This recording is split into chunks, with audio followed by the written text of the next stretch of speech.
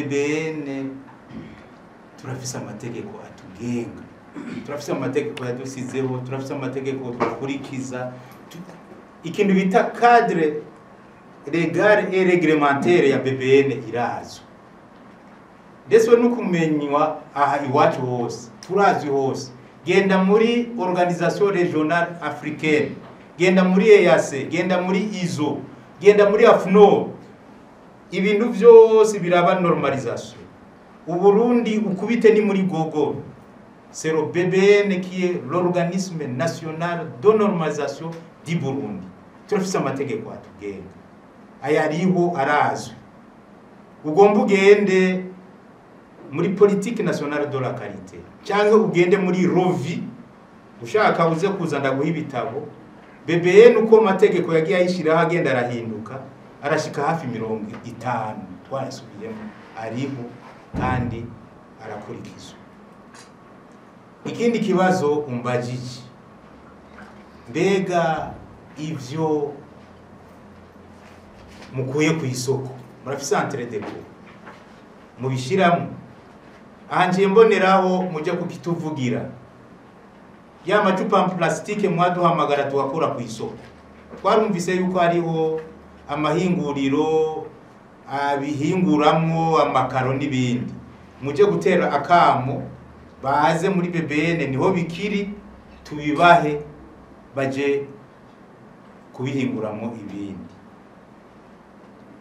Biriya by'amavuta twafashe kila mwaka turagira destruction mu mategeko atugenga, dutoye ibintu vyataye garanti cyangwa vyagizende turagira destruction. Ejo bundi nibazo ko ari mu kwa gatanu mu kwa gatandatu ibintu byose twakuye ku isoko, hariho ikibanza uvuye ibugara mutero ujingozi batamwe ibintu, niyo twagiye kubiturinda kandi biradutwara amafaranga menshi cyane. Ari amavuta twagiye dukura ku isoko mubona ziriya nzoga twakuyemo, umenga mukubaza ikibazo watubonye.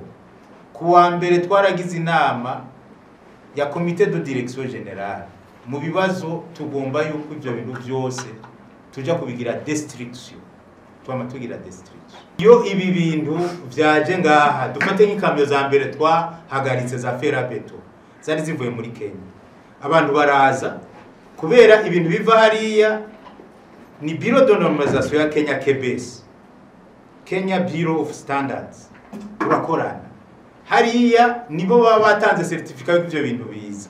Twebwe ngahi wacu abo bantu bace baguma baza, turashobora kuba ikete tuti ibi bintu twavyanse, mwebwe izina yabikuyemo ni murabe ingene musubiza amahera cyangwa murihana ivyo ububasha turabufise.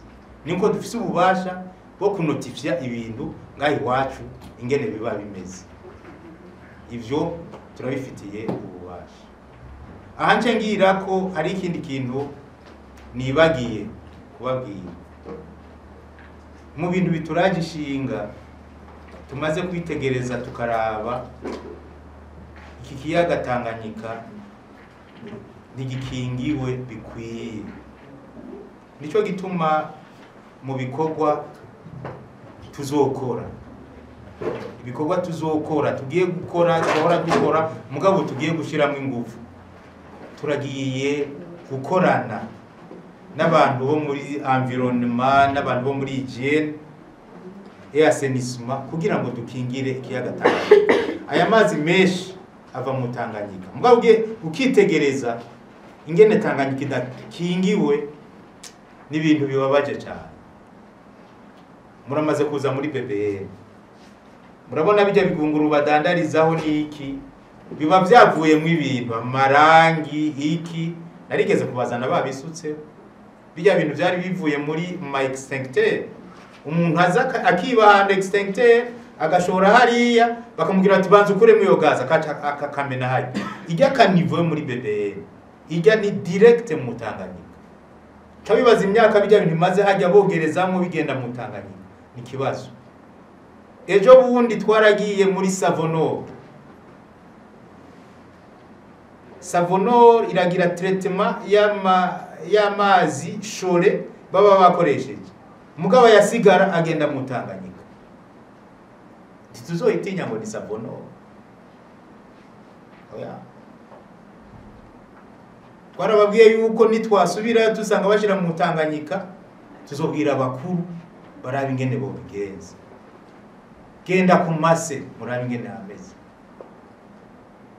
hajya ku mase turumva yuko amatiyo atagenda neza yari gusubira gutwara ibintu ku buterere mugabo bija muri Tanganyika amazi ubutumwa meshi ari turetava mu Tanganyika aho nuko niriwe ndavuga ibindi genda ngaha kuri tempete ari amazi bogeresha imiduga niki aja muri Tanganyika ivyose nivyo guhagurukira tugafashanya n'abajejwe intwaro kugira ngo dukingire n'uruvyaro rwacu hari ibintu dutegerezwa kuja turakora